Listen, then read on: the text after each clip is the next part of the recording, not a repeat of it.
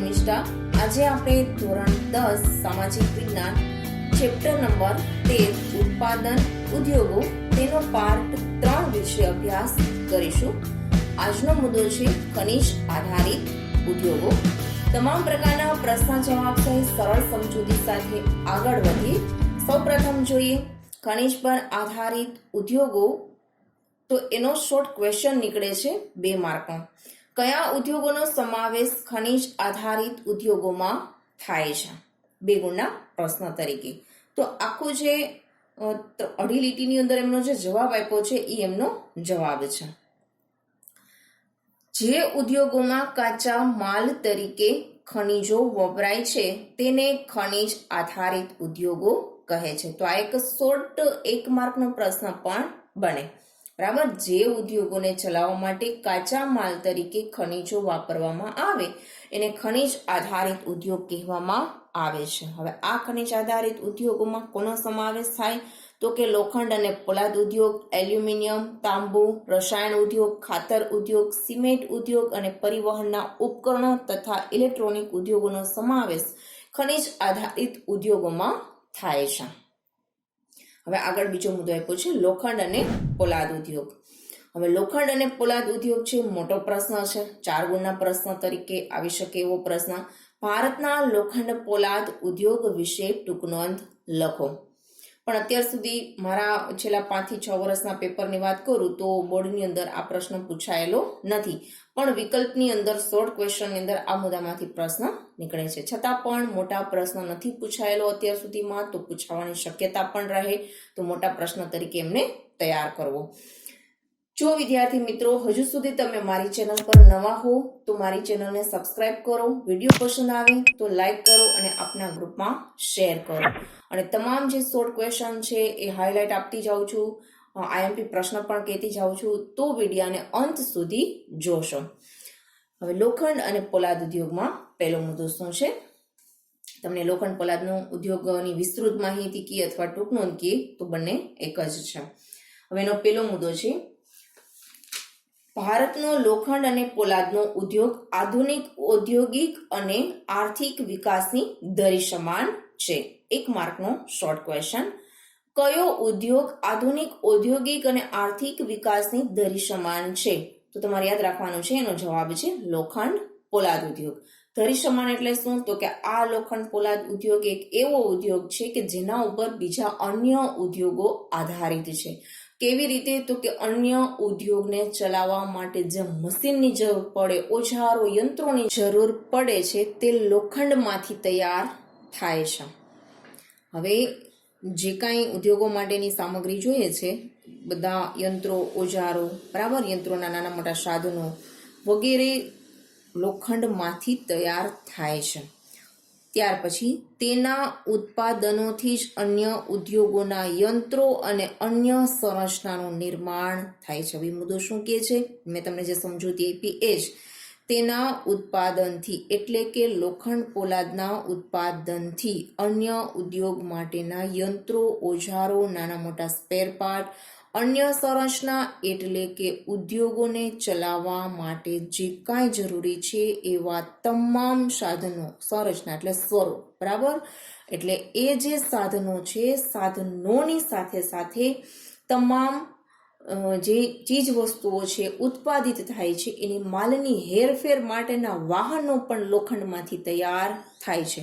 એટલે સંરચના એટલે ઉદ્યોગો માટેનું આખું માળખું છે એ લોખંડ પોલાદ ઉદ્યોગ પર આધારિત છે। ત્યાર પછી આ ઉદ્યોગને ચાવીરૂપ ઉદ્યોગ પણ ગણી શકાય છે। ચાવીરૂપ એટલે મહત્વનો ઉદ્યોગ। ભારતમાં લોખંડ બનાવવાનો ઉદ્યોગ ઘણો પ્રાચીન છે। પ્રાચીન એટલે જૂનો છે, ઘણા સમયથી ભારતની અંદર લોખંડ પોલાદ ઉદ્યોગ ચાલે છે। ત્યાર પછી દમાસ્કસમાં તલવાર બનાવવા માટે લોખંડની આયાત ભારતમાંથી કરવામાં આવતી। 1 માર્કનો પ્રશ્ન। દમાસ્કસમાં તલવાર બનાવવા માટે લોખંડની આયાત કયા દેશમાંથી કરવામાં આવતી? તો ભારત, બરાબર। અને પ્રશ્ન એમ પણ યાદ રાખવાનો છે કે દમાસ્કસમાં શું બનાવવા માટે લોખંડની આયાત ભારતમાંથી કરવામાં આવતી? તો તલવાર. અને દમાસ્કસની જગ્યાએ અલગ શહેર મૂકીને ખરા ખોટું પણ પૂછી શકે. તો આ આઈએમપી શોર્ટ ક્વેશ્ચનમાં યાદ રાખવાનું છે. ભારતમાં આધુનિક રીતે લોખંડ બનાવવાનું પ્રથમ કારખાનું તમિલનાડુના પોર્ટો નોવામાં સ્થપાયું. શોર્ટ આઈએમપી પ્રશ્ન પૂછાઈ ગયેલો પ્રશ્ન છે. તમને પ્રશ્ન પૂછે કે ભારતમાં આધુનિક રીતે લોખંડ બનાવવાનું પ્રથમ કારખાનું તમિલનાડુમાં ક્યાં સ્થપાયું હતું? તો પોર્ટો નોવામાં સ્થપાયું હતું. કેટલાક કારણોસર તે બંધ પડી ગયું છે. બરાબર. ત્યાર પછી પશ્ચિમ બંગાળમાં કુલ્ટી ખાતે કાચા લોખંડનું સફળ ઉત્પાદન થયું. તો પ્રશ્ન શોર્ટ ક્વેશ્ચનની દ્રષ્ટિએ યાદ રાખશું આપણે. બને ત્યાં સુધી બહુ મોસ્ટ આઈએમપી નથી, પણ પશ્ચિમ બંગાળમાં કયા શહેરની અંદર કાચા લોખંડનું સફળ ઉત્પાદન થયું? તો કુલ્ટી. બરાબર, કુલ્ટી યાદ રાખવાનું છે, જ્યાં કાચા લોખંડનું આખું ઉદ્યોગ નાખવામાં આવ્યું અને સફળ પણ રહ્યો છે. ત્યાર પછી ઈસવીસન 1907માં ઝારખંડના જમશેદપુરમાં કારખાનાની સ્થાપનાથી લોખંડ પોલાદનું ઉત્પાદન મોટા પાયે થવા લાગ્યું. તો શોર્ટ એક માર્કનો પ્રશ્ન, ભારતમાં લોખંડ પોલાદનું મોટા પાયે ઉત્પાદન કરે છે.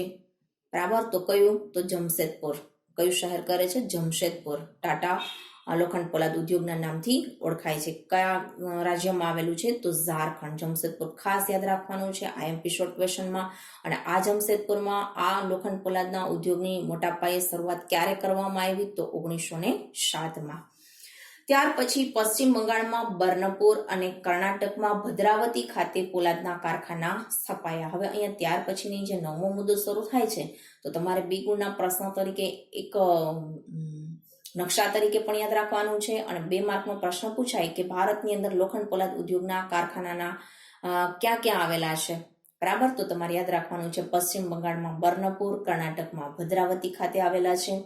સ્વતંત્રતા બાદ આઝાદી પછી ભારતની અંદર વાત કરીએ તો દેશમાં ભિલાઈ, રાઉરકેલા, ભિલાઈ એવું છે છત્તીસગઢની અંદર, રાઉરકેલા ઓરિસ્સાની અંદર આવેલું શહેર છે, દુર્ગાપુર પશ્ચિમ બંગાળમાં આવ્યું છે, અને બોકારો છે એ ઝારખંડમાં આવેલું છે, વિશાખાપટ્ટનમ આંધ્રપ્રદેશમાં આવ્યું છે, અને સેલમ તમિલમાં આવ્યું છે. બરાબર, આ વગેરે સ્થળોએ આધુનિક અને મોટા કારખાના સ્થાપવામાં આવ્યા.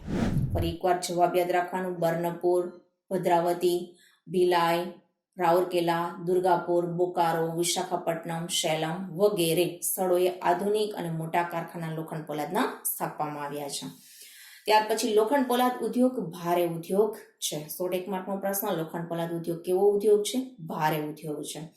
લોખંડ પોલાદ બનાવવા અયસ્ક, કોલસો, ચૂનાનો પથ્થર અને મેંગેનીઝનો કાચા માલ તરીકે ઉપયોગ થાય છે. હવે લોખંડ પોલાદ બનાવવા માટે શું થાય? તો કે લોહ અયસ્ક એટલે કાચું લોખંડ, કોલસાની જરૂર પડે એને ભઠ્ઠીઓ તૈયાર કરવા માટે અને ચલાવવા માટે, ચૂનાનો પથ્થર પણ ઉપયોગમાં આવે છે, અને મેંગેનીઝ પણ વપરાય છે. ગુજરાતમાં હઝીરા પાસે મિની સ્ટીલ પ્લાન્ટ સ્થાપવામાં આવ્યો છે. હવે 101 માર્કનો પ્રશ્ન કે મિની સ્ટીલ પ્લાન્ટ છે ગુજરાતની અંદર કઈ જગ્યાએ આવેલો છે? હઝીરા ખાતે આવેલો છે, અથવા હઝીરા પાસે આવેલો છે. આ 101 માર્કનો આઈએમપી પ્રશ્ન યાદ રાખવાનો છે, બોર્ડમાં પૂછાઈ ગયેલો પ્રશ્ન છે. ત્યાર પછી ટાટા સિવાયના લોખંડ પોલાદના કારખાનાનો વહીવટ steel authority of India limited, એટલે કે steel authority of India limited, જે સેલના નામથી ઓળખાય છે, એને સોંપવામાં આવ્યો છે. ટાટા જમશેદપુર લોખંડ પોલાદ ઉદ્યોગ જે પ્રાઇવેટ છે, બરાબર, પ્રાઇવેટ એટલે કે ખાનગી માલિકીનું છે, એ સિવાયના ભારતના લોખંડ પોલાદના ઉદ્યોગો જેટલા બી કારખાના ચાલે છે, એનો વહીવટ steel authority of India limited એટલે સેલ નામની કંપની છે એ કરે છે. બરાબર. અને ત્યાર પછી લોખંડ પોલાદના ઉત્પાદનમાં વિશ્વમાં ભારતનું સ્થાન 5મું છે. તો વિશ્વની અંદર લોખંડ પોલાદ ઉદ્યોગની અંદર ભારત કેટલામું સ્થાન ધરાવે છે? 5મું સ્થાન ધરાવે છે. ત્યાર પછી સ્પેશિયલી લોખંડ પોલાદ ઉદ્યોગ જે છે એનો આખો નકશો આપ્યો છે, નકશા વિશે જોઈ લઈ. હવે આ જે નકશો ટેક્સ્ટબુકમાં 2019ની ટેક્સ્ટબુક પ્રમાણે છે, જેનું એડિશન 2019નું છે, એમાં થોડીક પ્રિન્ટ મિસ્ટેક છે, તો મેં ચેન્જીસ કરીને અહીંયા લખેલું છે, લાલ કલરથી લખેલું છે ને બ્લેક કલરના ટપકા કર્યા છે, જે એનું સાચું સ્થળ આપ્યું છે. બરાબર, બાકીના ગલત છે, એના ઉપર પેન્સિલથી મેં ચેકો મારી દીધું છે. તો સૌપ્રથમ આપણે જોઈએ બોકારો ઝારખંડની અંદર આવ્યું છે. ત્યાર પછી જમશેદપુર છે એ ઝારખંડની અંદર આવેલું છે. રાઉરકેલા છે એ ઓરિસ્સામાં આવેલું છે. ભિલાઈ લોખંડ પોલાદ ઉદ્યોગ છત્તીસગઢમાં આવેલો છે. પશ્ચિમ બંગાળની અંદર પણ દુર્ગાપુર છે, એને બહુ ઊંચું બતાવી દીધું છે, પણ દુર્ગાપુર પશ્ચિમ બંગાળના વચ્ચેના ભાગમાં આવેલું શહેર છે અને એની ઉપર બર્નપુર આવેલું છે. બરાબર, દુર્ગાપુર નીચે અને બર્નપુર એની ઉપર આવેલું સ્થળ છે. વિશાખાપટ્ટનમ આંધ્રપ્રદેશની અંદર આવેલું છે અને કર્ણાટકની અંદર 2 લોખંડ પોલાદ ઉદ્યોગના શહેરો આવેલા છે. એક છે વિજયનગર અને બીજું છે ભદ્રાવતી. બરાબર, તો ભદ્રાવતી પણ નીચેની સાઈડ આવે છે અને વિજયનગર પણ નીચે આવે છે. અને સેલમ તમિલનાડુની અંદર આવેલું લોખંડ પોલાદ ઉદ્યોગનું સ્થળ છે. અને હઝીરા એ ખાસ યાદ રાખવાનું છે, ગુજરાતની અંદર આવેલું મિની સ્ટીલ પ્લાન્ટ છે એ હઝીરા ખાતે આવેલો છે, જે ગુજરાતનો દક્ષિણ ભાગ ગણાય છે. અહીંયા આપણો નકશો પૂર્ણ થાય છે. આમ છતાંય જ્યારે નકશો ફરીથી બધા ચેપ્ટરનો એક સાથે મૂકીશ ત્યારે બહુ વ્યવસ્થિત અને સ્પષ્ટ સ્થળ તમને આપી દઈશ કે જેના કારણે તમારે પરીક્ષાની અંદર કોઈ પ્રશ્ન ઊભો થાય નહીં. નકશા પછીનો આપણો મુદ્દો છે એલ્યુમિનિયમ ગાળણ. પ્રશ્ન છે, ભારતના એલ્યુમિનિયમ ગાળણ ઉદ્યોગનો ટૂંકમાં પરિચય આપો. એની અંદરથી બીજા 2 શોર્ટ ક્વેશ્ચન પણ નીકળે છે, તો સાથે નોંધ કરતા જાજો. પ્રશ્ન એવો છે કે એલ્યુમિનિયમ કયા વિશિષ્ટ ગુણો ધરાવે છે, અને ત્યાર પછીનો બીજો પણ 2 ગુણનો પ્રશ્ન છે. પ્રશ્ન એવો છે કે એલ્યુમિનિયમનો ઉદ્યોગ ક્યાં સ્થાપવામાં આવે છે અને શા માટે. બરાબર, આ 2 પ્રશ્ન ખાસ યાદ રાખવાના છે. શોર્ટ ક્વેશ્ચન 1 માર્કની અંદર પણ યાદ રાખવાના છે. પહેલો મુદ્દો જોઈએ, લોખંડ પોલાદ પછી બીજો મહત્વપૂર્ણ ધાતુ ઉદ્યોગ એલ્યુમિનિયમ ગાળવાનો છે. હવે લોખંડ પોલાદ પછી આપણે જે ખનિજ આધારિત ઉદ્યોગ છે એમાં પ્રથમ ક્રમે લોખંડ પોલાદ આવે. એવી રીતે બીજો ક્રમ છે એ ખનિજ આધારિત ઉદ્યોગોમાં કોનો? તો એલ્યુમિનિયમનો. બરાબર, બીજું મહત્વનો ખનિજ ઉદ્યોગ છે, એટલે કે ધાતુ ઉદ્યોગ છે. એલ્યુમિનિયમ વજનમાં હલકી, મજબૂતાઈ, ટીપાઉપણું, વિદ્યુત સુવાહકતા અને કાટ ન ચડે તેવા વિશિષ્ટ ગુણ ધરાવે છે. મેં તમને હમણાં જે કીધું કે ભાઈ એલ્યુમિનિયમ કયા વિશિષ્ટ ગુણો ધરાવે છે, તો એ વજનમાં હલકી છે, એટલે હેરવવા ફેરવવામાં કોઈ તકલીફ પડે ને. મજબૂત છે, લાંબા સમય સુધી એ તૂટતી નથી. ટીપાઉપણું, એને ગમે તે ટીપીને ઘાટ આપી શકાય છે. વિદ્યુત સુવાહકતા એટલે શું? તો તમારે યાદ રાખવાનું છે, વિદ્યુત ધારા સરળતાથી પ્રવાહિત થઈ શકે. બરાબર, એ તાંબામાંથી પણ થઈ શકે, એલ્યુમિનિયમમાંથી થઈ શકે, જસત, સોનું અને ચાંદીમાંથી થઈ શકે. તો એના માટે વિદ્યુત સુવાહકતા તરીકે એલ્યુમિનિયમનો ઉપયોગ થાય છે. અને કાટ પણ લાગતો નથી, એટલે પાણીમાં હોય તો કંઈ પ્રશ્ન રહેતો નથી. તો આવા વિશિષ્ટ ગુણોને લીધે એલ્યુમિનિયમનો વપરાશ વધી રહ્યો છે. બરાબર, એના વિશિષ્ટ ગુણો 1 માર્કના વિકલ્પ તરીકે પણ યાદ રાખવાના છે. ત્યાર પછીનો મુદ્દો છે, બોક્સાઇટ એ એલ્યુમિનિયમની કાચી ધાતુ છે. 1 માર્કનો IMP શોર્ટ ક્વેશ્ચન. એલ્યુમિનિયમની કાચી ધાતુ કઈ છે? તો જવાબ આપણો હોવો જોઈએ બોક્સાઇટ. ત્યાર પછી એલ્યુમિનિયમ સાથે બીજી મિશ્ર ધાતુઓ ભેળવી મોટર, રેલવે, હવાઈ જહાજ અને યાંત્રિક સાધન બનાવવામાં ઉપયોગી છે. એટલે કે એલ્યુમિનિયમ છે એ અન્ય ધાતુ સાથે મિશ્રણ થવાનો ગુણ ધરાવે છે, તેથી તેને અન્ય ધાતુ સાથે મિશ્રણ કરી અને મોટર, રેલવે, હવાઈ જહાજ અને યાંત્રિક સાધનો બનાવવામાં આવે છે. એલ્યુમિનિયમના ઉત્પાદનમાં 40 થી 50% ખર્ચ વિદ્યુતમાં જાય છે. આથી જ્યાં બોક્સાઇટ જળ વિદ્યુત સરળતાથી ઉપલબ્ધ હોય ત્યાં આ ઉદ્યોગ સ્થપાય છે. તો મેં તમને હમણાં 2 માર્કનો પ્રશ્ન કીધો કે એલ્યુમિનિયમનો ઉદ્યોગ ક્યાં સ્થાપવામાં આવે છે અને શા માટે. તો ક્યાં સ્થાપવામાં આવે? જ્યાં બોક્સાઇટ અને જળ વિદ્યુત સરળતાથી ઉપલબ્ધ હોય, એટલે કે મળતું હોય. બીજા નંબરની અંદર શું યાદ રાખવાનું? શા માટે? તો કે એલ્યુમિનિયમના ઉત્પાદનમાં જે કુલ ખર્ચ થાય એમાં 40 થી 50% વિદ્યુતમાં વપરાઈ જાય છે. એટલે જ્યાં બોક્સાઇટ કાચું મટીરિયલ તેમજ જળ વિદ્યુત એટલે ખૂબ જ સસ્તી એવી વિદ્યુત મળે ત્યાં આ ઉદ્યોગ સ્થાપવામાં આવે છે. ભારતમાં એલ્યુમિનિયમ ગાળણના કેન્દ્રો ઓડિશા, પશ્ચિમ બંગાળ, કેરળ, ઉત્તર પ્રદેશ, છત્તીસગઢ, મહારાષ્ટ્ર, તમિલનાડુમાં એલ્યુમિનિયમના ઉત્પાદન કરતા કારખાના સ્થપાયા છે. આટલા બધા સ્થળો છે, રાજ્યો કે જ્યાં મોટા સિટીની અંદર એલ્યુમિનિયમ ગાળણના ઉદ્યોગો ચાલી રહ્યા છે. ત્યાર પછીનો મુદ્દો છે તાંબુ ગાળણ. પ્રશ્ન છે ભારતમાં તાંબુ ગાળણ ઉદ્યોગ વિશે માહિતી આપો. બરાબર. હવે આ પ્રશ્ન છે એ બહુ આઈએમપી પ્રશ્ન તરીકે ખનિજ આધારિત જે આપ્યા છે બધા મુદ્દા એની અંદર આ આઈએમપી પ્રશ્નની અંદર યાદ રાખવાનું છે. તાંબુ ગાળણ અથવા તાંબાની ઉપયોગિતા જણાવો, 2 ગુણના પ્રશ્ન તરીકે. પેલો મુદ્દો જોઈએ. તાંબુ વિદ્યુતનું સુવાહકતા તથા બીજી ધાતુઓ સાથે ભળી જવાના ગુણને લીધે તાંબાનો ઉપયોગ વધ્યો છે. હવે વિદ્યુતના જે કાંઈ ઇલેક્ટ્રોનિક સાધનો બને છે એમાં એમનો ઉપયોગ થાય છે. બીજું કે વિદ્યુત સુવાહક છે, ઇલેક્ટ્રિક વસ્તુ બનાવવા માટે એનો ઉપયોગ વધી રહ્યો છે. બીજી ધાતુઓ સાથે સરળતાથી ભળી જાય છે. બરાબર, એટલે તાંબાનો ઉપયોગ વધી રહ્યો છે. ત્યાર પછી વિદ્યુત ઉદ્યોગ એટલે કે ઉપકરણો, બરાબર, ઇલેક્ટ્રોનિક ઉપકરણો, refrigerator, air conditioner, automobile, radiator અને ઘર વપરાશના સાધનો વગેરેમાં તાંબાનો ઉપયોગ થાય છે. તો મોટા ભાગનું તમને ખબર જ છે કે ઇલેક્ટ્રોનિક સાધનોની અંદર જે તાર હોય એની અંદર, પછી ફ્રીજની અંદર, એસીની અંદર, ઓટોમોબાઈલ એટલે શું યાદ રાખશું તમે? તો કે ગાડી, મોટર વાહન, મોટર કાર, બરાબર, વગેરેની અંદર એમનો ઉપયોગ કરવામાં આવે છે. અને રેડિએટર એટલે શું? તો રેડિએટર એટલે એક વિકિરણ છે જે એક માધ્યમમાંથી બીજા માધ્યમમાં ઉષ્મા ઉર્જાનો વિનિમય કરવાની એક યુક્તિ છે. તેની સહાયથી કોઈ ચીજને ગરમ કે ઠંડી કરી શકાય છે. તેનો ઉપયોગ વાહનો બનાવવા માટે અને ઇલેક્ટ્રોનિક ઉપકરણોની અંદર તાપમાનને સુરક્ષિત રાખવા માટે અને તાપમાન છે યોગ્ય રીતે જળવાઈ રહે એ માટે આ રેડિએટરનો ઉપયોગ કરવામાં આવે છે. અને ઘર વપરાશના સાધનો, તો અત્યારે આપણે હાલની અંદર એક એન્ટિક વસ્તુ તરીકે આવી તાંબાની વસ્તુઓ છે ખરીદીએ છીએ. બાકી ઘણા વર્ષો પહેલા, 50-60 વર્ષો પહેલાના જે લોકો હશે એના ઘરની અંદર આજે પણ તમને તાંબાના બધા વાસણો જોવા મળતા હશે. ત્યાર પછી ભારતમાં સૌપ્રથમ તાંબા ગાળણ ઉદ્યોગનો એકમ ભારતીય તાંબા નિગમ આઈસીસી દ્વારા ઝારખંડમાં ઘાટશિલા ખાતે સ્થાપવામાં આવ્યો છે. હવે અહીંયા શોર્ટ ક્વેશ્ચન, આ આઈએમપી શોર્ટ ક્વેશ્ચનમાં યાદ રાખવાનું છે. પ્રશ્ન એમ યાદ રાખવાનો છે કે ભારતમાં સૌપ્રથમ તાંબા ગાળણ ઉદ્યોગ કઈ જગ્યાએ સ્થાપવામાં આવેલો છે? તો ઝારખંડની અંદર આવેલું શહેર છે ઘાટશિલા.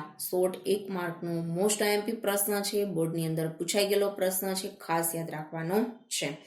બરાબર. અને આ ઉદ્યોગ એકમ ભારતીય તાંબા નિગમ દ્વારા એનું સંચાલન થાય છે. એટલે કે જે તે સમયે આ ઉદ્યોગ નાખેલો હતો ત્યારે ભારતીય તાંબા નિગમ છે એનું સંચાલન કરતું હતું. ઈસવીસન 1972માં ભારતીય તાંબા નિગમને હિન્દુસ્તાન કોપર લિમિટેડ HCL, જેનું શોર્ટ નામ છે, અંતર્ગત હસ્તાંતરણ કરવામાં આવ્યું. એટલે કે જે 1972ની સાલની અંદર આ ભારતીય તાંબા નિગમ, બરાબર, જે સંચાલન આપણા તાંબા ગાળણ ઉદ્યોગનું કરતા હતા એ કંપનીએ હિન્દુસ્તાન કોપર લિમિટેડને સોંપી દીધો. તમામ વહીવટ હતો એ ઘાટશિલાનો, એ તાંબા ગાળણનો અને ઘાટશિલાનો જે વહીવટ હતો એ હિન્દુસ્તાન કોપર લિમિટેડ કંપનીને સોંપી દીધો. આજે હિન્દુસ્તાન કોપર લિમિટેડ દ્વારા તેમજ ખાનગી ક્ષેત્રે તાંબાનું ઉત્પાદન કરવામાં આવે છે. તો તાંબા ઉદ્યોગના ક્ષેત્રો આવેલા છે, એટલે કે ભારતના જેટલા બી તાંબા ગાળણ ઉદ્યોગના ક્ષેત્રો આવેલા છે, બરાબર, તાંબાનું ઉત્પાદન કરતા જેટલા બી ઉદ્યોગો આવેલા છે, આ ઉપરાંત ઘાટશિલામાં જે સૌ પ્રથમ નખાયેલું એ પણ તાંબા ગાળણ ઉદ્યોગનું ક્ષેત્ર છે, એમનું હાલની અંદર સંચાલન હિન્દુસ્તાન કોપર લિમિટેડ કંપની દ્વારા થઈ રહ્યું છે. ખાસ યાદ રાખજો કે તાંબાનું ઉત્પાદનના ક્ષેત્રનું સંચાલન હાલની અંદર કઈ કંપની કરી રહી છે? તો હિન્દુસ્તાન કોપર લિમિટેડ. તેમ છતાં ભારતમાં પોતાની જરૂરિયાતનું ઉત્પાદન ન થતું હોવાથી વિદેશમાંથી આયાત કરવું પડે છે. હવે ભારતની અંદર તાંબાનું જે ઉત્પાદન થાય છે પણ આપણી જરૂરિયાત કરતાં ઓછું ઉત્પાદન થાય છે, તેથી આપણે વિદેશમાંથી આયાત કરવું પડે છે. હવે આપણે ભારતની વાત કરીએ તો ભારતનું જે ઉત્પાદન થાય છે અને આપણી જરૂરિયાત પૂરી નથી થતી એટલે આપણે જે આયાત કરીએ છીએ એ દેશો છે જામ્બિયા, ચીલી, USA અને કેનેડા. ત્યાર પછીનો મુદ્દો છે રસાયણ ઉદ્યોગ. ભારતમાં રસાયણ ઉદ્યોગ વિશે ટૂંકનોંધ લખો અથવા માહિતી આપો. 2 ગુણના પ્રશ્નમાં યાદ રાખવાનું છે. સૌ પ્રથમ પેલો મુદ્દો જોઈ લઈ. રસાયણ ઉદ્યોગના ઉત્પાદનમાં ભારતનું સ્થાન મહત્વનું છે. હવે રસાયણ ઉદ્યોગ એટલે કેમિકલ્સ ઉદ્યોગ થયો, બરાબર. આ કેમિકલ્સ ઉદ્યોગની અંદર પણ ભારતનું સ્થાન મહત્વનું છે. રસાયણોના 2 પ્રકારો છે. શોર્ટ ક્વેશ્ચનમાં યાદ રાખવાનું છે. પ્રશ્ન એમ પૂછાય, રસાયણના કેટલા પ્રકાર છે અને કયા કયા? તો 2 પ્રકાર છે, કાર્બનિક રસાયણો અને અકાર્બનિક રસાયણો. એમાં આપણે પેલું જોઈએ કાર્બનિક રસાયણો. કાર્બનિક રસાયણ ઉદ્યોગના સંદર્ભે પેટ્રો રસાયણ એટલે કે પેટ્રોકેમિકલ્સ મુખ્ય છે. કાર્બનિક રસાયણોમાં કોનો સમાવેશ થાય? તો કે પેટ્રો રસાયણ સાથે અથવા પેટ્રોકેમિકલ સાથે સંબંધિત વસ્તુ, જેમાં પેટ્રોલ, કુદરતી ગેસ, નેફ્થા, કેરોસીન વગેરે, બરાબર. નેફ્થા, કેરોસીન વગેરે. આ ઉપરાંત પેટ્રોકેમિકલ્સનો ઉપયોગ કૃત્રિમ રેસા, કૃત્રિમ રબર, પ્લાસ્ટિકની વસ્તુઓ, રંગ, રસાયણ તથા દવાઓમાં એમનો ઉપયોગ થાય છે. હવે કાર્બનિક જે કંઈ રસાયણો છે એટલે કે પેટ્રોકેમિકલ્સ છે, એમનો ઉપયોગ શેની અંદર કરવામાં આવે છે? તો કે કૃત્રિમ રેસા ઉત્પન્ન કરવા માટે, કૃત્રિમ રબર તૈયાર કરવા માટે, પ્લાસ્ટિકની વસ્તુ, રંગ, રસાયણો અને દવાઓ બનાવવા માટે. કાર્બનિક રસાયણ ઉદ્યોગ ખનિજ તેલ, રિફાઇનરીઓ તથા પેટ્રોકેમિકલ્સ કેન્દ્રોની નજીક જોવા મળે છે. હવે તમે જુઓ તો કાર્બનિક રસાયણ ઉદ્યોગ જે ચાલતા હોય એટલે કે કેમિકલ્સ વાળા જે કંઈ ઉદ્યોગો ચાલે છે, તો જ્યાં એની ખનિજ તેલ માટેની રિફાઇનરીઓ અથવા પેટ્રોકેમિકલ્સ છે એના કેન્દ્રોની નજીક જોવા મળે છે. આવા ઉદ્યોગો છે એ નજીક શું કામે નાખવામાં આવે? તો કે આ બધી કેમિકલ્સ વાળી વસ્તુ હોય, બરાબર, તો એક જગ્યાએથી બીજી જગ્યાએ હેરવ ફેરવવામાં બહુ તકલીફ પડે અને એટલે એને નજીકના ક્ષેત્રોમાં નાખવામાં આવે છે. ત્યાર પછી છે અકાર્બનિક રસાયણ. અકાર્બનિક રસાયણ ઉદ્યોગના સંદર્ભે ગંધકનો તેજાબ, નાઇટ્રિક એસિડ, ક્ષારીય સામગ્રી, soda S, caustic soda, chlorine વગેરેમાં એનો ઉપયોગ થાય છે. ત્યાર પછી જંતુનાશક દવાઓના ઉત્પાદનમાં વિકાસશીલ દેશોમાં ભારતનું સ્થાન મહત્વનું છે. 1 માર્કનો શોર્ટ ક્વેશ્ચન. જંતુનાશક દવાઓના ઉત્પાદનમાં વિકાસશીલ દેશોમાં કયા દેશનું સ્થાન મહત્વનું છે? તો જવાબ આપણો હોવો જોઈએ ભારત. ત્યાર પછી રસાયણ ઉદ્યોગોમાં ગુજરાતનું સ્થાન દેશમાં સર્વોપરી છે, એટલે કે ગુજરાત આગળ પડતું છે. તેમાં આપણે ગુજરાતની વાત કરીએ તો ગુજરાતના શહેરો છે અમદાવાદ, વડોદરા, અંકલેશ્વર, ભરૂચ વગેરે રસાયણ ઉદ્યોગના મુખ્ય શહેરો છે, એટલે કે કેન્દ્રો છે કે જ્યાં આ રસાયણ ઉદ્યોગ સારા એવા પ્રમાણમાં વિકસેલો છે. ત્યાર પછીનો મુદ્દો છે રાસાયણિક ખાતર ઉદ્યોગ. હવે આ 2 ગુણના પ્રશ્ન તરીકે યાદ રાખવાનું છે, પૂછાઈ શકે તેવો પ્રશ્ન. ભારતના રાસાયણિક ખાતર ઉદ્યોગની ટૂંકમાં માહિતી આપો. અને એક પ્રશ્ન એ પણ યાદ રાખવાનો છે કે ગુજરાતમાં રાસાયણિક ખાતર ઉદ્યોગના કેન્દ્રો અથવા કારખાના ક્યાં આવેલા છે? તો તમારે ખાલી સ્થળના નામ ગુજરાતના લખવાના છે. સૌપ્રથમ પહેલો મુદ્દો જોઈ લઈ. દેશનું સૌપ્રથમ રાસાયણિક ખાતરનું કારખાનું 1906માં તમિલનાડુમાં આવેલા રાણીપેટ ખાતે સ્થપાયું હતું. 1 માર્કનો IMP શોર્ટ ક્વેશ્ચન અને બોર્ડની અંદર પૂછાઈ ગયેલો પ્રશ્ન છે કે રાસાયણિક ખાતરનું સૌપ્રથમ કારખાનું ભારતની અંદર કઈ જગ્યાએ નાખવામાં આવેલું હતું? તો તમિલનાડુમાં આવેલા રાણીપેટ. તમારો જવાબ રાણીપેટ હોવો જોઈએ.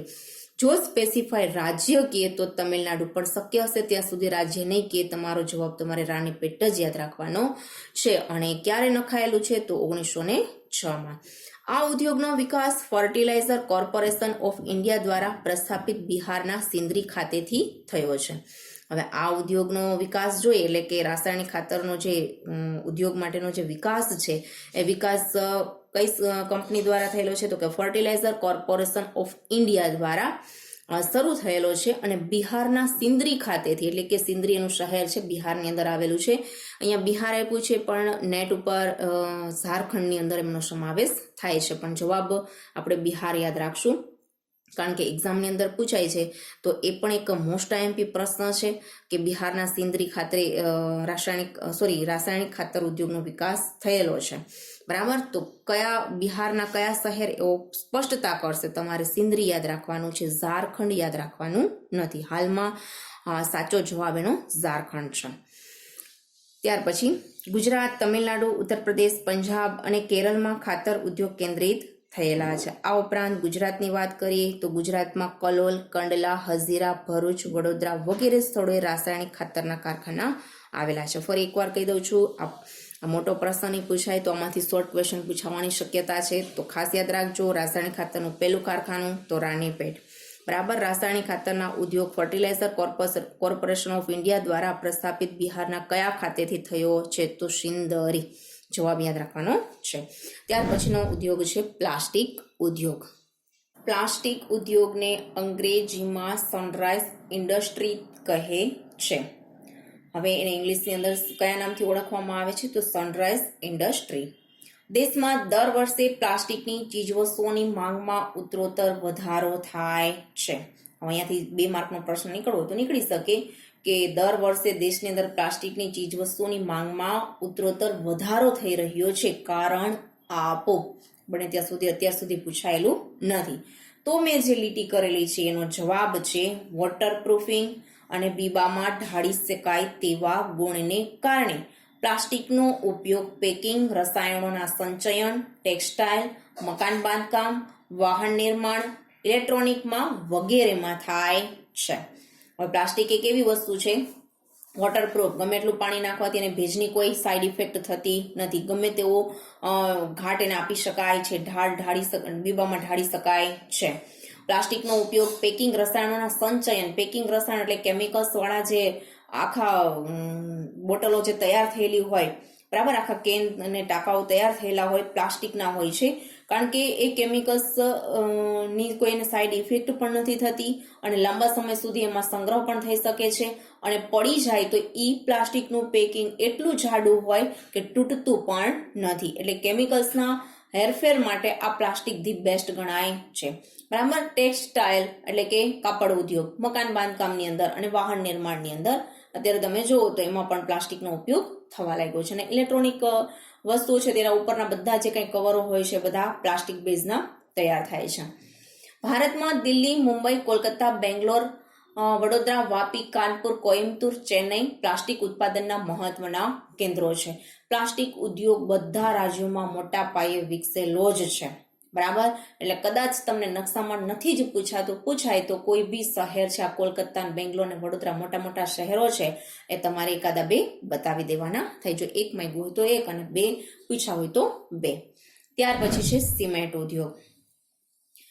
હવે પ્રશ્ન છે સિમેન્ટ ઉદ્યોગનો. સિમેન્ટ બનાવવા માટે કયા કાચા માલની જરૂર પડે છે? આખો સિમેન્ટ ઉદ્યોગ તો નથી પૂછાતો પણ પ્રશ્ન એમ પૂછાય કે સિમેન્ટ બનાવવા માટે કયા કાચા માલની જરૂર પડે છે 2 ગુણના પ્રશ્ન તરીકે. મકાન બાંધકામ, સડકો, બંધો વગેરેના નિર્માણ કાર્ય માટે સિમેન્ટ અનિવાર્ય બને છે. હવે મકાનને બાંધવું હોય, સડકો પાકી તૈયાર કરવી હોય, બંધો બાંધવા હોય, બરાબર, તો આ બધી વસ્તુઓને કામ કરવા માટે એટલે કે એને બનાવવા માટેનું નિર્માણ કરવા માટે સિમેન્ટ જરૂરી છે. અનિવાર્ય એટલે જરૂરી છે. એના વગર એ બાંધકામ થતું નથી. ચીન પછી સિમેન્ટ ઉત્પાદનમાં વિશ્વમાં ભારતનો ક્રમ બીજો છે. સિમેન્ટ ઉત્પાદનની અંદર ચીન પ્રથમ ક્રમે છે અને ભારત બીજા ક્રમે છે. શોર્ટ 1 માર્કના પ્રશ્નો તરીકે યાદ રાખવાનું છે. તે વિશ્વના આશરે 6% ઉત્પાદન કરતો દેશ બન્યો છે. તે એટલે ભારત. બરાબર. ભારત છે વિશ્વના આશરે કેટલા ટકા ઉત્પાદન કરે છે? તો 6% સિમેન્ટનું ઉત્પાદન કરે છે. ચૂના પથ્થર, કોલસો, ચીરોડી, બોક્સાઇટ, ચીકણી માટી વગેરે સિમેન્ટ બનાવવાનો કાચો માલ છે. હવે સિમેન્ટ બનાવવા માટે શેની જરૂર પડે છે? તો કે ચૂનાના પથ્થરો, કોલસો, ચીરોડી, બોક્સાઇટ અને ચીકણી માટી વગેરે સિમેન્ટ બનાવવાનું રો મટીરિયલ છે, એટલે કે કાચું મટીરિયલ છે. તો પ્રશ્ન મેં કીધો કે સિમેન્ટ બનાવવા માટે કયા કાચા માલની જરૂર પડે છે? તો આ જવાબ ચોથો મુદ્દો છે એમનો જવાબ છે. કાચો માલ અને ઉત્પાદનો વજનમાં ભારે હોવાથી સિમેન્ટના કારખાના જ્યાં કાચો માલ વધુ પ્રમાણમાં ઉપલબ્ધ છે ત્યાં સ્થપાયા છે. હવે સિમેન્ટ છે વજનમાં એનો જે રો મટીરિયલ છે એટલે કે કાચો માલ છે એ પણ વજનમાં ભારે છે અને તૈયાર થયેલો સિમેન્ટ છે પાકા માલ સ્વરૂપે એ પણ વજનમાં ભારે છે.